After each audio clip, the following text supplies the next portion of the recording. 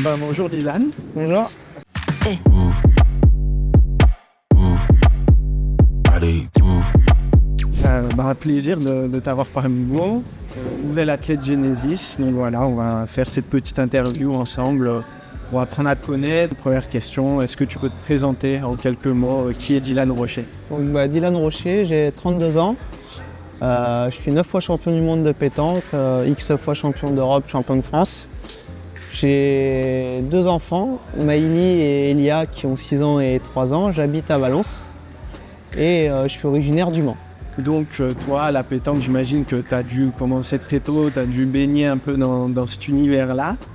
Donc à quel âge à peu près tu as commencé à tirer tes premières boules et qu'est-ce qui t'a donné envie de te lancer dans la pétanque? Alors moi je suis issu d'une famille de pétanqueurs, donc mon grand-père, mes grands-parents jouaient à la pétanque, mes parents aussi.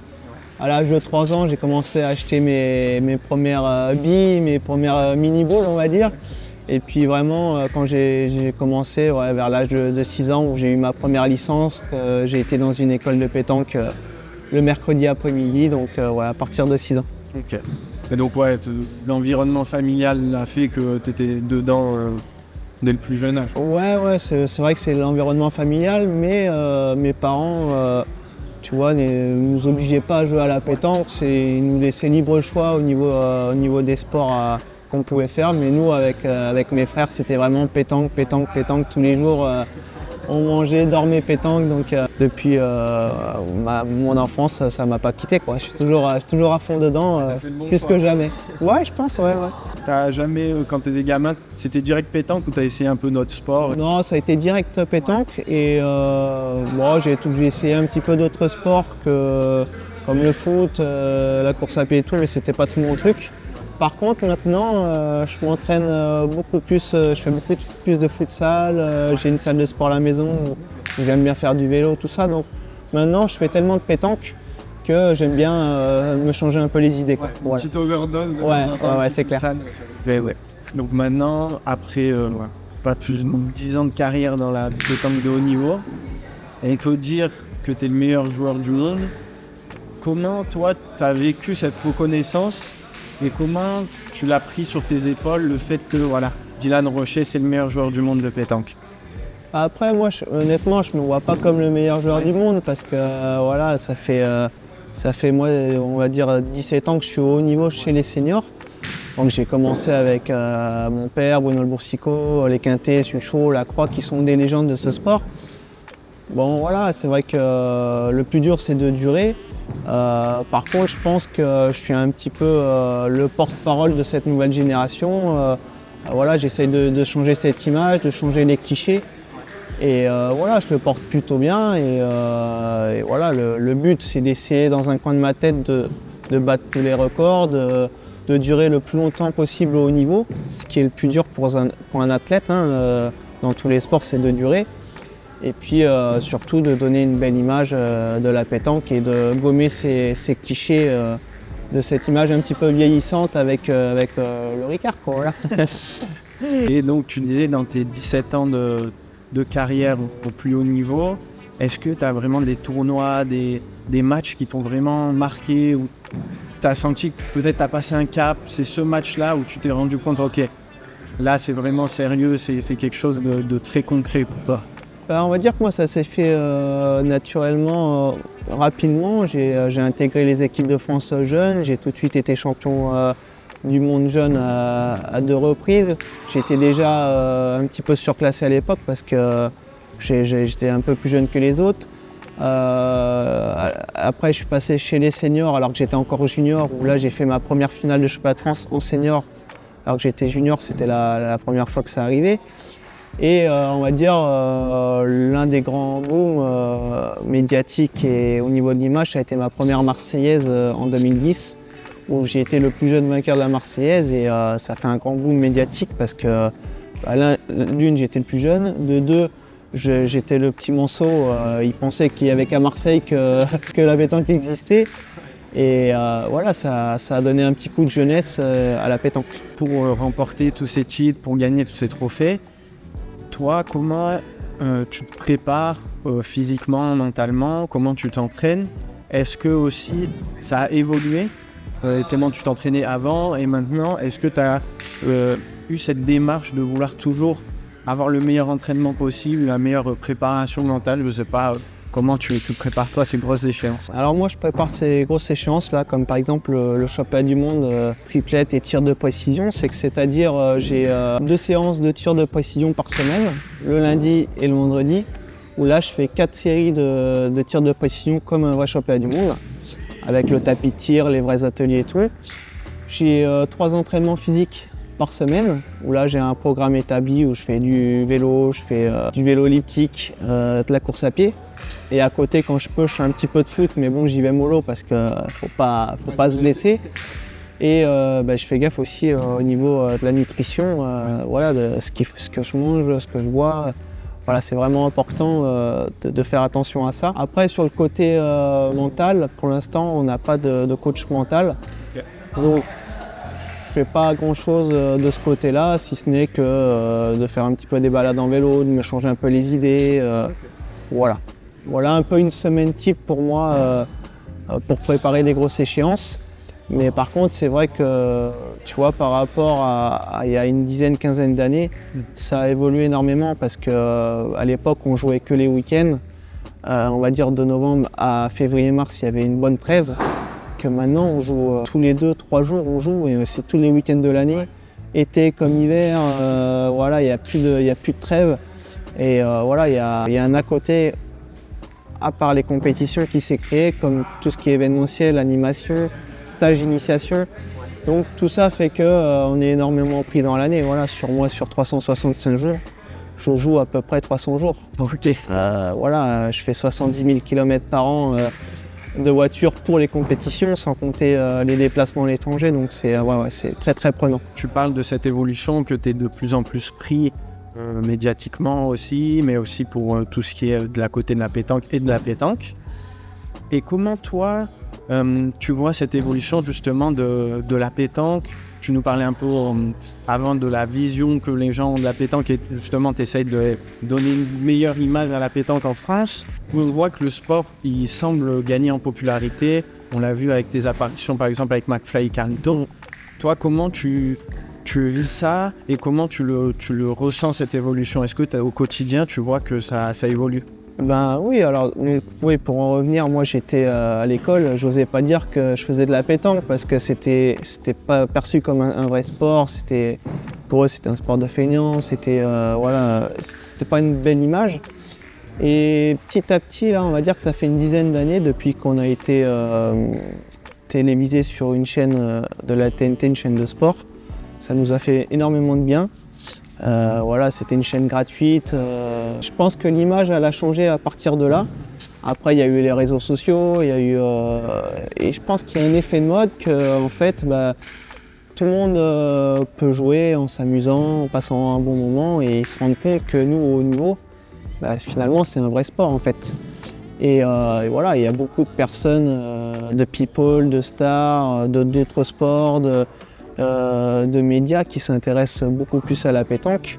Et ouais, je suis content parce que ça fait une petite revanche par rapport un peu à ma jeunesse. Et voilà, et c'est vrai que maintenant je suis beaucoup plus reconnu dans mon sport, à côté, quoi, dans la vie de tous les jours. Et ça fait plaisir, quoi. Voilà, c'est une récompense. Ouais, c'est sympa. Et puis c'est vrai que cet engouement, on peut le voir avec les réseaux, de plus en plus de reconnaissance. C'est super sympa pour vous aussi, les athlètes. J'imagine que ça vous ouvre d'autres portes et ça vous permet peut-être d'en vivre plus facilement aussi. Ouais, bien sûr. C'est vrai que nous, la pétanque, on est à des années-lumière d'autres sports au niveau des prize money, au niveau des gains, tout ça. Mais c'est vrai que ça commence à évoluer. Par exemple, moi, je fais le tour du monde pour la pétanque. Donc je suis régulièrement invité à l'étranger pour participer à leur compétition et à faire un peu la promotion de la pétanque à l'étranger. Voilà, la pétanque ça m'a amené énormément. J'ai fait des très beaux voyages, j'ai fait des très belles choses, j'ai joué avec le Prince Albert. Voilà, j'ai fait vraiment des très belles choses grâce à la pétanque et je pense que c'est pas fini. Et voilà, le but c'est que ça continue et qu'on soit vraiment pris comme un vrai sport, quoi. On va un peu revenir sur là récemment, ton association avec Diego Rizzi. J'imagine que c'était un petit peu un pari de vous mettre ensemble. Deux tireurs, c'est pas forcément la norme ou c'est pas forcément ce qui est conseillé, on va dire, ou ce qui est courant.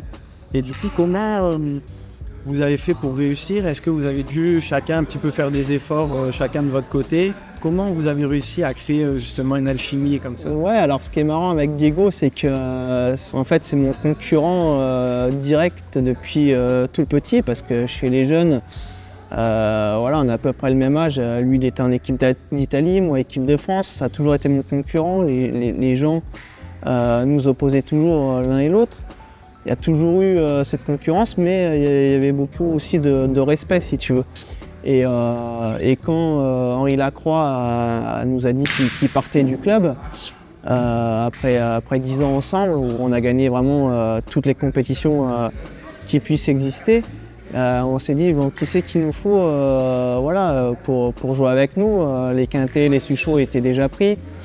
Et puis bon, moi j'ai pensé à Diego, honnêtement. Je dis Diego, c'est quelqu'un qui est solide, qui est certes en Italie, mais il est venu jouer quelques fois en France. Lui, d'un côté, ça peut être un challenge pour lui, parce que la France, c'est le must au niveau pétanque, au niveau des compétitions. Et voilà, donc on a fait les démarches pour jouer ensemble. Et ce qui n'a pas été facile, c'est qu'on est deux tireurs. Et voilà, c'est vrai que nous, dans une partie, dans une compétition, on a besoin de cadence. Et que ce soit moi ou lui, quand on joue milieu, bah, on n'a pas spécialement la cadence au tir. Donc ça n'a pas été facile au départ à gérer, mais voilà, ça, petit à petit, ça rentre en ordre. Maintenant, moi, j'attaque toujours tireur, lui milieu. Et si jamais ça va pas, on tourne, quoi. Voilà. Ça c'est l'avantage, qu'on peut vite tourner. On sait si on n'est pas trop en forme au tir ou pas, voilà, on tourne vite.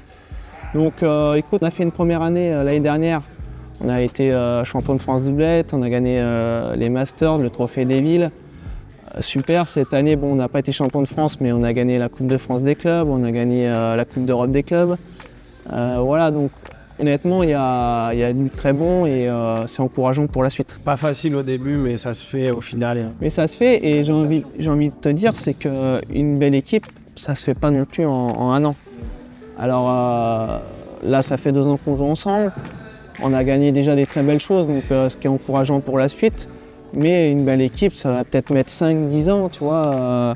Et c'est ce qui fait la différence entre les belles équipes et les très belles, parce qu'au jour d'aujourd'hui, à la pétanque, il n'y a plus trop d'équipes qui durent en fait. Maintenant, c'est chaque année les mecs qui changent de club, et du coup, pour créer des affinités, pour créer voilà, des liens, au bout des moments ensemble, c'est pas facile, quoi.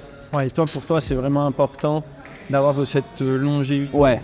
d'être vraiment sur le long terme avec quelqu'un. Ouais, c'est clair que tous les joueurs avec qui j'ai joué en championnat, en club et tout, bah, tu vois, je dure longtemps avec eux. Tu vois, Stéphane Robineau, c'est mon ami, c'est mon joueur depuis 15 ans. Bon, c'est comme mon frère Stéphane, donc on a une relation différente, mais en termes de pétanque, ça fait 15 ans que je joue avec lui. Et précédemment, j'ai joué avec Lacroix, ça faisait 10 ans. Tu vois, j'essaye de durer, à part si vraiment ça va mal. Mais voilà, on essaye de garder une belle équipe ensemble, soudée pendant des années. Ouais. Revenir sur les JO. Ouais. C'est un sujet un peu sensible, je sais pas, mais toi, qu'est-ce que t'en penses c'est de la pétanque aux JO? Bah, moi, honnêtement, je pensais qu'on avait toute notre place aux JO, parce que c'est un sport français. La pétanque est née en France, c'est un sport populaire. On était, à cette époque-là, quand on défendait le dossier, on était très médiatique. On passait de longue sur une chaîne de télé. Ouais, très déçu, parce que je pense qu'on a raté le coche voilà, cette année, et que ça va être très compliqué d'y revenir. Et voilà, quand on voit d'autres sports, sans leur jeter la pierre, hein, sans critiquer, mais comme le tir à l'arc ou le tir de précision, bah, je vois pas pourquoi nous, finalement, on n'aurait pas notre place aux JO. Et voilà, je pense que si on aurait fait les JO à Paris, là, on aurait pu devenir vraiment professionnel, et ça aurait changé beaucoup de choses. Voilà, l'image des frères Lebrun, même d'autres sports, ça a explosé, quoi, grâce aux JO. Ah ouais. Et puis en tant que sportif, Les JO, je pense qu'il n'y a rien de plus joli, quoi. C'est le Graal un peu. Ouais, c'est clair. Connaissance. Alors voilà, nous malheureusement, on ne nous donne même pas la chance de pouvoir y participer, de vivre des moments comme ça. Donc déçu par rapport à ça, ouais. On ne désespère pas, peut-être pas au prochain JO là, à Los Angeles, mais peut-être un jour si ça arrive dans les pays asiatiques. Ouais. La pétanque est très présente dans ces pays-là, peut-être un jour. Bon, on espère. Ouais, on espère. On va parler de Genesis. Donc voilà, tu rejoins la plateforme Genesis. Nous, notre but, c'est de rapprocher les fans à leurs sportifs préférés, leurs sportifs qui suivent au quotidien. Pour toi, te rapprocher de tes fans, ça représente quoi pour toi? Est-ce que c'est vraiment quelque chose qui te tient à cœur? Ouais, bien sûr. Déjà, je suis très content de rejoindre la communauté Genesis. Voilà, c'est vrai que c'est une très belle communauté, un peu avec tous les sports. Les fans, c'est très important. C'est grâce à eux aujourd'hui que je suis reconnu dans la pétanque et en dehors de la pétanque. Et de pouvoir se livrer à eux, leur donner des conseils, à connaître un peu plus ma vie, mon intimité, je trouve ça très bien, quoi. Ouais, c'est important. Ouais, se rapprocher de ta communauté, c'est important. Je disais, c'est eux qui te soutiennent. Donc c'est une récompense pour eux, quoi, voilà. Et puis il y a des très beaux projets avec Genesis, donc je pense qu'ils sont très satisfaits de ça, quoi. Donc, en dehors de la pétanque, tu nous as parlé un peu de foot, un peu de vélo. Qu'est-ce qui te passionne, qu'est-ce qui te détend, tu vois, après un entraînement un peu conséquent, qu'est-ce que tu aimes bien faire pour être tranquille chez toi ou te détendre? Alors chez moi, vraiment mon péché mignon, c'est d'être dans mon lit le soir après manger et de regarder un bon film. Voilà, un bon film dans mon lit, c'est là que je me détends, que je relâche la pression, le stress. Bon, des fois ça peut être aussi avec les enfants en dessin animé, mais vraiment ça c'est mon kiff. Petit péché. Ouais.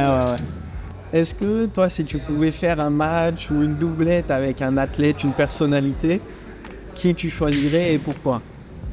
Alors je dirais, il y en a 4 pour moi qui ressortent du lot. C'est à Messi et Ronaldo. Forcément. Parce que c'est des mecs, respect pour leur carrière, ça fait, voilà, c'est toujours la même chose, leur régularité depuis des années à être au haut niveau. Voilà, c'est des mecs qui font rêver, qui sont vraiment hors du commun. Et puis pour ça, donc Messi parce que c'est Messi, il est à droite, c'est un gaucher. Et puis j'aime bien, je le connais pas personnellement, malheureusement, mais je trouve qu'il est simple, il fait pas de bruit. Le mec, c'est la classe, quoi. C'est le talent pur, Messi. Et puis Ronaldo parce que c'est le rival de Messi, parce qu'il a prouvé qu'il était là aussi depuis des années, mais lui, plus par le travail. Donc ces deux-là en tant que sportif, et puis je pense aussi à Nadal et Federer. Ouais, complètement un autre sport, c'est différent, mais c'est exactement pareil. Nadal, c'est la classe, c'est le travail, c'est de l'acharnement depuis des années. Et Federer, pareil, il fait pas de bruit, élégant. Voilà, le mec, il a tout gagné depuis des années aussi. Donc ça ferait plaisir de partager mon sport avec eux et voilà, de voir comment ils joueraient à la pétanque et comment ils seraient dans un autre sport, quoi. Donc toi, pas de préférence, Ronaldo, Messi, Federer, Nadal? En fait, moi, j'ai cité ceux-là, mais je pourrais en citer plein parce que j'aime les mecs qui sont au niveau, qui sont là depuis des années. Je suis très admiratif, exactement. Ouais. Donc ça peut être Dupont, ça peut être Léon Marchand, ça peut être... mais voilà, j'aimerais bien les rencontrer dans un autre contexte que leur sport, quoi. Voilà. On peut dire un peu que tu es le Nadal ou le Ronaldo. Ouais, c'est clair que j'ai tout gagné dans toutes les disciplines, dans toutes les formations et tout ça. Donc voilà, maintenant pour moi le but ça va être de durer encore jusqu'à 40-50 ans. Parce qu'on a l'avantage à la pétanque, c'est que ça peut durer longtemps. Voilà, jusqu'à 50, 55 ans. On peut être encore en équipe de France senior. Alors que dans les autres sports, là, tu vois, Nadal, je crois qu'il a 35 ans, 36 ans et il a arrêté sa carrière, quoi. Donc voilà, c'est ça le but pour moi et et peut-être essayer de devenir l'un des sportifs les plus titrés en France, quoi, ça serait bien. Donc sur les terrains, toi, t'aimerais, on va dire, tant que ton corps le permet, Exactement. ta vie le permet, t'aimerais continuer la pétanque. Et est-ce que tu te vois aussi, peut-être en dehors des terrains, je sais pas, peut-être qu'on voit des anciens sportifs qui deviennent consultants, qui apparaissent à la télé, des choses comme ça. Est-ce que c'est quelque chose que tu as dans un coin de ta tête ou pour l'instant, pétanque? Ouais, pour l'instant, honnêtement, c'est pétanque. Après, c'est clair que peut-être un jour où je serai un peu plus usé, un peu plus fatigué, c'est clair que peut-être être un peu éducateur, entraîner un peu les jeunes ou commenter des parties à la télé, ça peut être sympa, ça peut être une bonne reconversion dans le futur, quoi. Et de toute façon, c'est clair que même si un jour je lève le pied sur la pétanque c'est toute ma vie depuis tout petit. Voilà, pendant 15 jours, 3 semaines, je vais peut-être arrêter de jouer, mais ça démange quand même, on a toujours envie d'y revenir. Donc de près ou de loin, je pense que je serai toujours lié à la pétanque de toute façon. Ok. Des petites questions, est-ce que tu as un mot de la fin, je sais pas, un petit truc à nous dire? J'espère que c'est le début d'une longue aventure avec Genesis et puis que tous les fans seront contents de ce partenariat et que voilà, et on va faire de belles choses ensemble. Allez.